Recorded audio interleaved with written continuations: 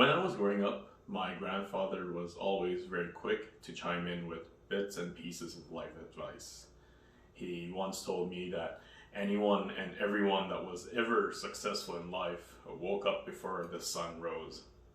He also told me that computers were a waste of time because you can always get a secretary to type things up for you, and that using your phone too much would cause your English skills to deteriorate.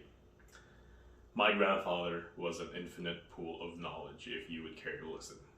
Granted, the latter advice was not entirely the best in hindsight. However, I am now proud to report that I now wake up every weekday before the sun rises, but full disclosure, the sun rises at 9 a.m. in the winter where I'm at. Reflecting back at everything now, the one thing I genuinely am inspired by was my grandfather's undeniable work ethic. He grew up with the odds stacked against him, but he never once blamed the circumstances he was in. Life does not always start out fair, but I like to believe that it always ends up that way. His sacrifices shifted the momentum of multi-generational poverty towards an upward trend. He was the catalyst in our family lineage that started it all, and it would be a grave injustice not to acknowledge that what he did in his life was nothing short of amazing.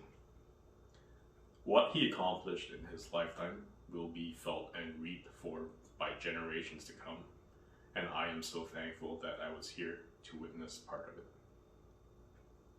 One memory I remember rather vividly when I was a whole lot younger was the time both he and I were at a driving range. He used to take me with him when he played golf, and in return for hauling around his golf clubs, he would give me full reign of the golf cart. Once he passed me a golf club and told me to try. Zero instruction, zero guidance. I reluctantly grabbed the club and gave it a go. I whiffed pretty horribly, and that golf ball is now somewhere in the rainforest of Borneo. I turned to glance at my grandfather, and he was just standing there with a big grin on his face. And before he started saying anything to me, he just started chuckling to himself. He never said anything to me and just took the golf club back. That was the day I retired from playing golf. You will never understand true humility until the day someone 65 odd years older than you one-ups you at a sport.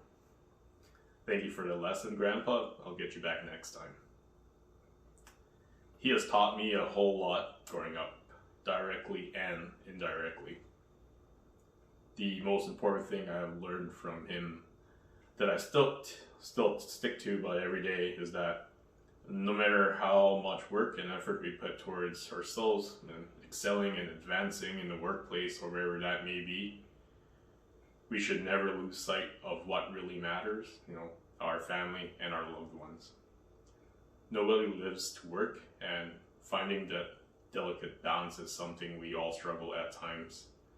His passing is a brutal reminder to all of us to rethink our every decision we make every day and whether or not we have strayed from our initial goal.